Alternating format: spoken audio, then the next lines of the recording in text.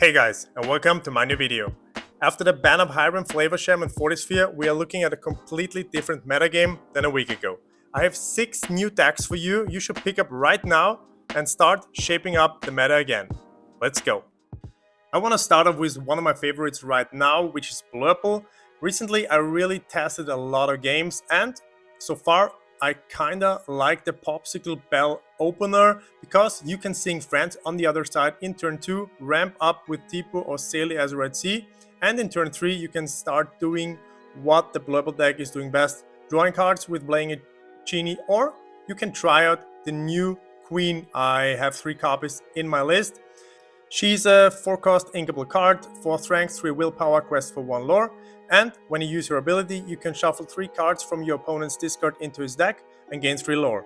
If you shuffle a princess card into the deck, you even gain 4 lore, which is very strong against Steelsong if you manage to stick her on board for at least 1 turn. The other cards in the deck are very well known. I run 3 copies of Hades, I run the 5-cost Elsa, a couple 1-drops with Journal Box Follows and Diablos, and with the rise of discard decks, I implemented 3 copies of Finders Keepers in the deck. It's a 5-cost inkable action, which draws you 3 cards, which is very good against discard decks, so they never really can discard your whole hand.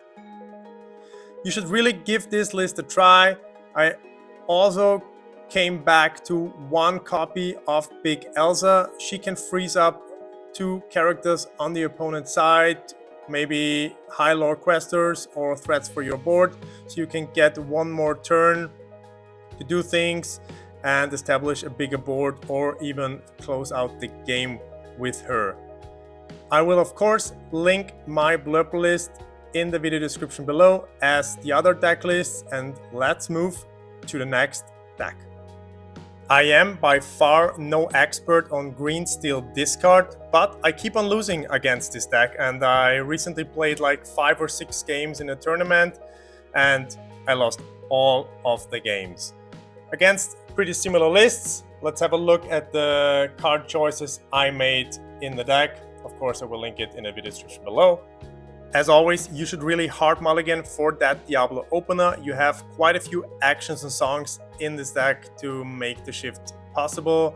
We run Hypnotize, Sudden Chill, Let the Storm Rage On, Strength the Raging Fire, and 4 copies of We Don't Talk About Bruno. We also run 4 copies of Morph, which is a very strong shift target for all the Flopon characters we run in this deck, like Diablo, Beast, Tragic Hero, Tinkerbell, which is very strong against most of the decks out there. You can shift your turn 4, take back control over the board, and I have 2 copies of the new Pete in my deck. He's a 2 lore quester, and when he's exerted, opposing characters can't exert to sing songs, and he gives all pirate characters resist +1, which synergizes well with Smee. We also run 4 copies of it so he doesn't get damage at the end of return, and he also gives himself resist +1, so it's very hard to get rid of him.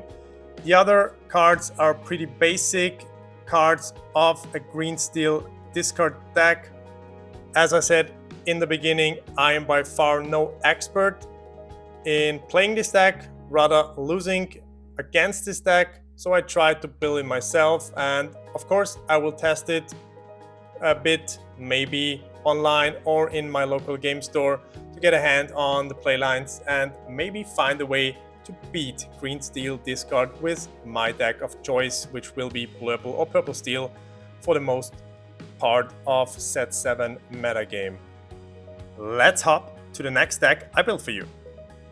Red Blue or Ruby Sapphire. With Hiram gone, the deck lost its draw engine, but there's still hope out there for all the Ruby Sapphire players, because the Shark Burn list is stronger than ever. I oriented strongly on DKP's list, who won a 140 players tournament the past weekend in Germany, but since I don't own any big Sisus anymore, I added 2 copies of Scar Vicious Cheetah instead. What makes him so strong is he can take out locations on his own or multiple characters in a single turn, and one of the best added features to him, he can sing be prepared, and you can use your ink for something else like manners or a shark or something else. The rest of the deck oriented much on the KP's list. I only added one copy of Great Stone Dragon, which is a good tool against discard decks, so you can ramp constantly each turn by using a character card from your discard and put it into your inkwell. The rest is pretty much the same as it was in set 6 and in DKB's list from set 7. I will post the link of my red-blue list in the video description below. And I gotta say, I really like this, and I'm tempted to sleeve up red-blue again for set championships, maybe. I gotta admit, I am pretty happy about red-purple making a comeback because I play purple steel right now and I have a pretty easy matchup against this color combination. But let's have a look at the list I stumbled together. I run 12 one-drop characters, of course, the Madame Mim, Snake and Fox package, and I added 4 copies of the new Queen of Hearts with the 2-cost inkable character, 1 strength for health and quest for 1. But when she's damaged, she gets plus 3 strength, and that's why I run 2 copies of Tease and Ambitions. So you can probably damage her, take out a small character on the opposing side, and then challenge with 4 strength into a strong character at the opposing side of the field. So for example, you can take out a Piglet and take out Daisy or Nala, for example, or you can take out a Cindy with the damage and the Daisy with the challenging Queen of Hearts. There are quite a few combinations possible to utilize this combination. Of course, I run genies and rabbits in the ratio of 4 genies and 2 rabbits, and I run 2 copies of Lady Tremaine, which is awesome after a board wipe. You can take out single characters played on the other side, maybe shift the second copy on top, and then bounce it back with Fox or Snake to do it again. And a little Diablo tech, I run Peter Pan Shadow Finder, which is a 2/3 evasive and rush character, quest for 1, and he gives all other evasive characters rush, so you can rush into a Diablo maybe with a genie, which is a pretty cool combination. This is my take on red-purple, and I gotta be honest with you guys, this is the only deck and color combination I've never sleeved up at home. But what do I know? I'm probably not the best deck builder, but this is my take on red-purple. You find the link for the deck in the video description, and let's have a look at the last 2 decks I built for you today. Let's talk about Steelsong, and with Hiram gone and the diminishing of red-blue decks, I think Steelsong will take one of the top 2 spots in the meta game. I am more of an aggro Steelsong player, but I think the normal version has a better spot right now. I tried to add more cards from the current set, Achasis Island. Let's have a look at the key cards. I added 4 copies of the Troubadour, which is a 2-cost inkable character, 1 strength, 3 willpower, quest for 1. He's a singer 4 and he has resist 1, and this resist 1 can be a menace for opposing players to take out the Troubadour. He sings Zeus, he sings all the other songs in the deck except for Whole New World, and is a very strong turn 2 play into almost every deck. I also added 3 copies of the new Aurora. She's a 3-cost inkable character, 1 strength, 4 willpower, she quests for 2, and she's a singer 5. And whenever you remove damage, you can ready her again. She cannot quest or challenge until the end of the turn, but she still can sing songs. So a play might be turn 3 Aurora, turn 4 you challenge something with Aurora, then you play Rapunzel, draw cards, ready Aurora, and then you can sing with Aurora like Whole New World or Damage Song, whatever your heart pleases. That's the reason I also added 2 copies of Penny. She's a 2-cost character, inkable, 1 strength, 2 willpower, quests for 2, and when you play her you can remove up to 2 damage from chosen character of yours, and this character gains resist +1 until the start of your next turn.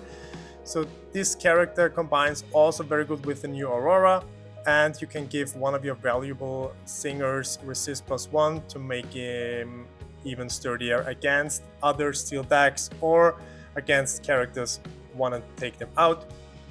I also added 2 copies of Prince Naveen, who can sing songs for free if you play him, and I added 2 copies of the new Miss Bianca, which is a 6-cost inkable character, 5 strength, 5 willpower. But if you have an ally on board, which you run a lot of in this deck, you can play her for 4 ink and use her ability, like taking out other characters, and she's a very good damage heal target for Rapunzel the turn after you played Miss Bianca. The rest is pretty basic. I only added 2 copies of Bare Necessity, which is very good in the mirror to take out opposing damage songs or whole new words, or rip off a Be Prepared to turn after the Red Purple player or Ruby Sapphire player wanted to play it. And for the bigger characters, I added 2 copies of World's Greatest Criminal Mind, so you can take out characters like Tamatoa, Maui Shark, Big Cinderella, or something like that, whatever you want.